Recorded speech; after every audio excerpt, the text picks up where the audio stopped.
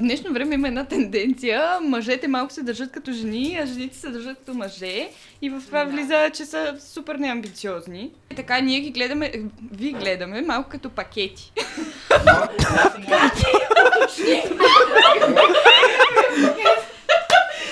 Пакети разхрустени какво?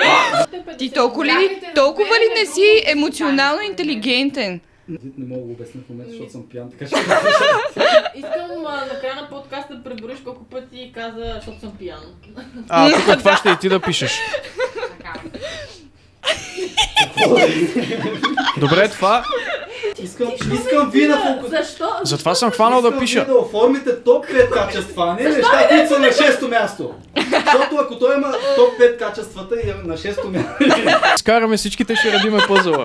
Кое къде е? Искаш да ти изборя моите 5 неща, които ме отблъсква. На първо място, нещо, което много лесно би могло да ме отблъсне е хигиената. Оттам нататък, ако аз видя всяко едно позитивно качество в теб, ако не видя хигиената, ти няма да представляваш ето толкова интерес за мен и аз няма да ти обърна ето толкова внимание.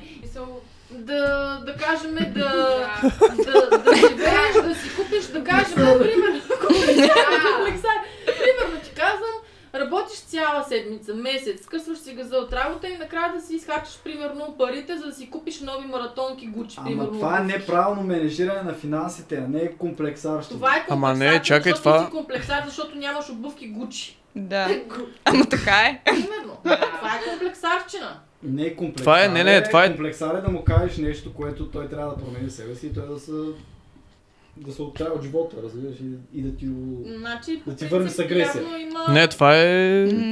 его. Може би е двупосочно. Да, но истината е, че на повечето мъже им хареса цялото това с феминизма, това, че жените станаха мъже, на тях, на повечето... Не е изгодно в дадени ситуации. Не, реално феминизъм принципно е много хубаво нещо, просто феминизма е толкова изкривено, че феминистите изобщо не го разбират, нали, какво е това.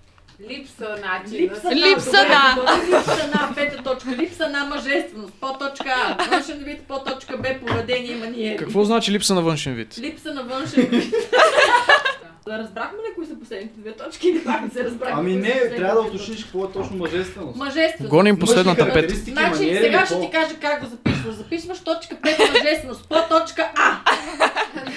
Така. По-точка А, външен вид, по-точка Б. Тиктовка. Държание.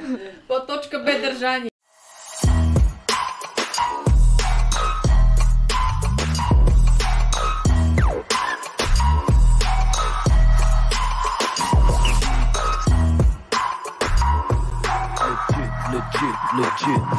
Legit.